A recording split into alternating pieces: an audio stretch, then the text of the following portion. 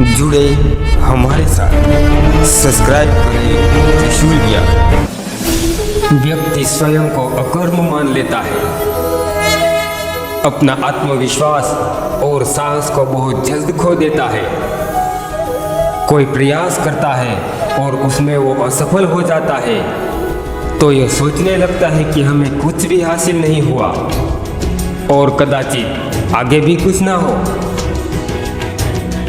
और वो अपना बोझ किसी दूसरे पे डाल देता है, अपने परिवार पे या किसी अन्य पे, और वो आत्मविश्वास और साहस को खो देता है। व्यक्ति समझ ही नहीं पाता कि जब हम किसी राह पर चल रहे होते हैं तो हमें कांटा चुभेगा नहीं, तो हमें पता कैसे चलेगा कि हम कहाँ चल रहे हैं। श्री कृष्ण कहते हैं, जो राह पे चलते हैं तो हमें आगे पीछे ऊपर नीचे देखकर चलना चाहिए। सूर्य स्वयं तपता है किसी अन्य को प्रकाश देने के लिए, रात्रि के अंधकार से लड़ने के लिए चंद्रमा को भी पूरी रात अकेले ही चलना पड़ता है। नदी जब बहती है, वो निकलती है, तो कैसे वो अपना रास्ता खुद अकेले बनाती जाती है। कैसे चट्टानों पर्वतों को चीरकर उनसे लड़कर वो गुजरती है। व्यक्ति का जीवन व्यर्थ है जो खुद की सहायता करने में असमर्थ है। तो श्री कृष्ण कहते हैं, एक बात सदा याद रखना, दूसरों के कंधों पर सिर्फ अर्थी चलती है। मनुष्य के जीवन का खुद का भार स्वयं अपने कंधों पर उठाना होगा, ना कि दूसरों के कंधों पर। और जीवन यही है संसार में जो आत्मनिर्भर है। इस गाय के दूध को देखो, यह दूध जो पूरा दिन टिकता है। अगर इसे दही बनाया जाए तो 3-4 दिन तक टिकता है, और इस दही का मंथन करोगे तो बन जाता है माखन जो सप्ताह तक टिकता है। इस मक्खन को ताव दोगे तो बन जाता है घी जो सालों तक खराब नहीं होता। क्या आप समझे उसका अर्थ?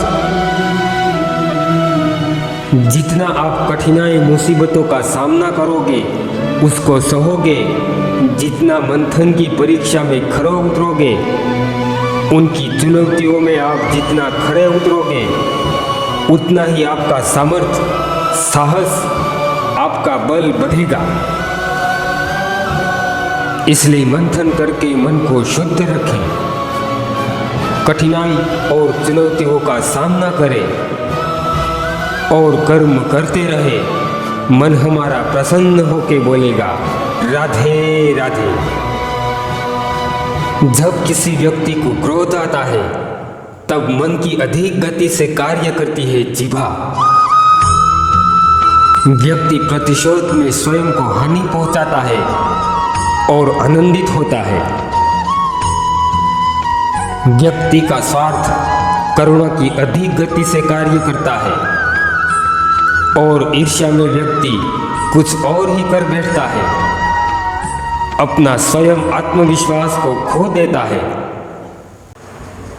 दूसरी ओर व्यक्ति की आत्मा अपने शरीर से अधिक आनंदित होती है। सभी व्यक्ति की प्रेम की परिभा का सारा सुख हम में आ जाता है और दुख सब में बढ़ जाता है। श्री कृष्ण कहते हैं, क्या आपको प्रेम से जीवन व्यतीत करना है? आपको प्रतिशोध, ईर्ष्या, क्रोध एवं लालच में रहना है? क्योंकि यह निर्णय तो आपको लेना है। हमारा निर्णय तो हम कब का ले चुके हैं। मौन, यह मौन मनुष्य की ढाल है। यह मौन मनुष्य का सबसे बड़ा कवच है। सबका भाग अलग भिन्न भिन्न होता है, जब आकाश में से वर्षा होती है तो उसकी बूंदें अमृत समान मीठी होती है, शीतल होती है। किंतु सबका भाग्य एक समान नहीं होता। जैसे कि बारिश की वो बूंदें जैसे ही धरती पर गिरती हैं तो सबकी प्यास बुझाती है, और वही बूंदें झाकल बनकर केल के पत्तों पर जब गिरे तो प्रकृति की सुंदरता बढ़ाती है।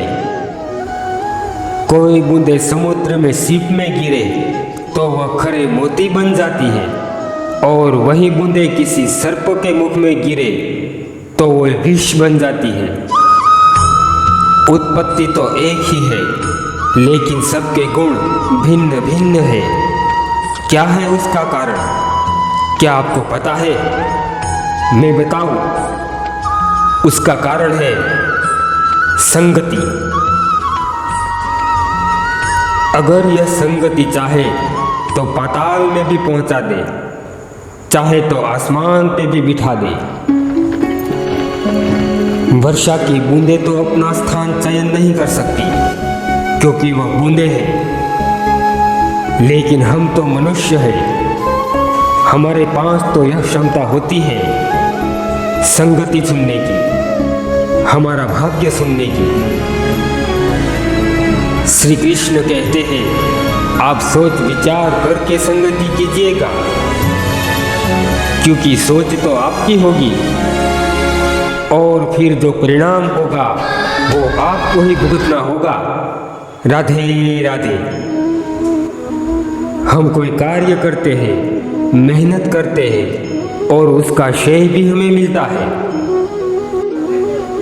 लेकिन कभी कभी ऐसा होता है कि मेहनत करते हैं हम, कोई कार्य करते हैं हम, और उसका सारा श्रेय कोई और ले जाता है। निराश हो जाते हैं, हताश हो जाते हैं। उसके बाद कोई ऐसा कार्य करने की हमारी इच्छा ही नहीं रहती। फिर हमारा उस कार्य में मन ही नहीं मानता। उस कार्य में हम मेहनत करना बंद कर देते हैं और सोचते हैं, अगर हमने ऐसा कार्य में मेहनत परिश्रम करते हैं तो उसका सारा श्रेय फल कोई और ले जाता है, तो भला उस कार्य में हम क्यों अपना योगदान दें? क्योंकि परिश्रम करें हम, मेहनत करें हम और श्रेय मिले किसी दूसरे को, तो ऐसा कार्य करने में हमें क्या लाभ? सभी आपको निष्क्रिय मान लेते हैं, तो आप जानना चाहते हैं ऐसे में हमें क्या करना चाहिए? हम आपको बताते हैं। इस संसार में महान से महान कार्य आप कर सकते हैं। कोई कार्य करने से पहले आप सोचना बंद कर दें कि आप जो कार्य करते हैं उसका श्रेय, उसका फल किसी और को जाएगा। फिर कोई कार्य करें। हर बार आप खुद के ऊपर जाओगे, और ये लीटी बड़ी लंबी है। देखिए ना, कोई बगीचे में कली या फूल खिलता है तो उसका सारा श्रेय उस बगीचे के मालिक को जाता है। लेकिन जब उन पुष्प की सुगंध आती है तब हम उस मालिक का नहीं बल्कि उस पुष्प का स्मरण करते हैं। इसलिए निष्काम भाव से कार्य करते रहे, परिश्रम करते रहे। भले लोग आपको श्रेय ना दें, भले वो आपको भूल जाए, लेकिन आपके श्रेय, आपके परिश्रम को प्रकृति नहीं भूलेगी। दोस्तों, आप अभी तक हमें सुन रहे हो तो हम आपसे निवेदन करते हैं, आप हमारे इस चैनल को सब्सक्राइब नहीं किया हो तो सब्सक्राइब कर लें, और भगवान श्री कृष्ण की उन बातों से आपको क्या सीख मिली कमेंट करके जरूर बताना। जय श्री राम। ओम नमः शिवाय। राधे राधे।